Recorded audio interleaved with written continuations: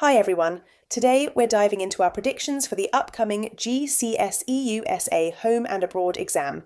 We will be breaking down what's most likely to come up and how you can do well for it. Before we move on, let me share something that would be really critical for you. Content summary and top grade models answers written by our teachers. You can find a whole range of these resources at kingsbridgeeducation.co.uk. You can also find the link below. Now let's break down how we actually make these predictions. Here's how it works. First, we look at frequency. We look at how often certain syllabus points have come up in the past. If something's been tested a lot, it might be less likely to appear again, or it could be a recurring favourite. Then we look at recency. We also check how recently a topic appeared. If it came up just last year, it's less likely to show up again immediately. Finally, we look at notable gaps.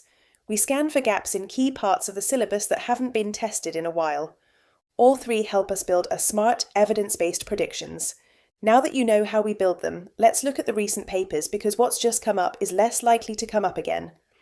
One of the smartest ways to revise strategically is to look at what's already come up in recent years, especially in 2023 and 2024. These give us strong clues about what the examiners might be less likely to repeat as the main focus for question 2 or question 3 this time around. Martin Luther King's achievements were the question 3 essay focus in 2024. Since it's been covered so recently, it's less likely to be a central theme again. Freedom Summer of 1964 was the key question. 3 topic in 2023, again, probably won't be the big one this year. The classic question, why couldn't the USA win in Vietnam, was tackled in question 2 in 2024 and question 3 back in 2020, so it's had its turn a few times now. US peace negotiations in Vietnam, specifically 1972 to 73, was the question 2 topic in 2023, so it is not likely to be repeated just yet. Opposition to the Vietnam War, including My Lai and Kent State, came up in question 2022, so still relatively fresh. And the methods of the Black Panthers were the focus of question 3 in 2022, so that 2 is a bit less likely this year. Now, this doesn't mean you shouldn't revise these topics at all, but when you're prioritising, it's worth spending extra time on areas that haven't had the spotlight recently. Let's now focus on some high probability topics for question 2. The 12-mark Explain Why question. What do we think will come out? First, early US involvement in Vietnam from 1954 to 1963. This is a really rich period that's often overlooked. You want to think about Eisenhower, Kennedy, the domino theory, Diem's weak leadership, and the strategic Hamlet program. Why did the USA get so involved in Vietnam before the big military escalation? This early involvement hasn't been the focus of question 2 recently, and it's perfect for an Explain Why the USA Got Involved style question. Then there's the Tet Offensive of 1968, a turning point in the Vietnam War. Militarily, the US pushed back the offensive, but the real story is its psychological impact. It shocked the US public and media and led to a shift in policy. It's a massive event and surprisingly hasn't shown up in question 2 or question 3 recently.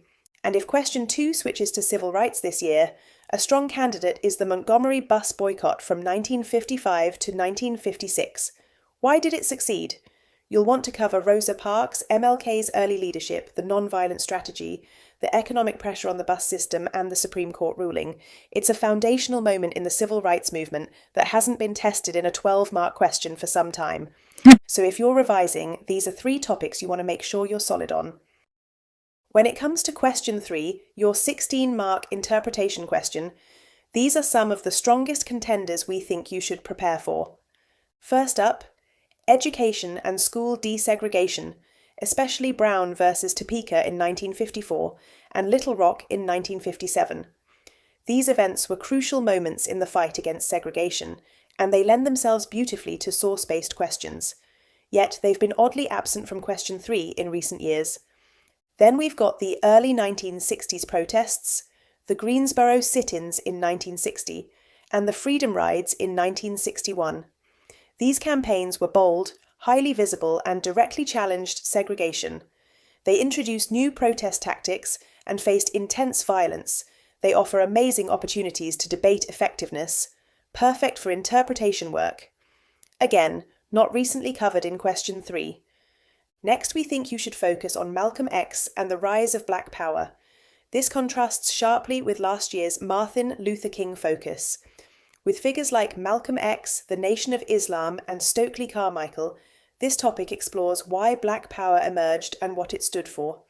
The Black Panthers were covered back in 2022, but Malcolm X himself, and the broader Black Power movement, hasn't been a recent question 3 theme. If question 3 switches to Vietnam, watch out for Nixon's strategy of Vietnamization. How did he try to withdraw US troops? Why did the plan fail?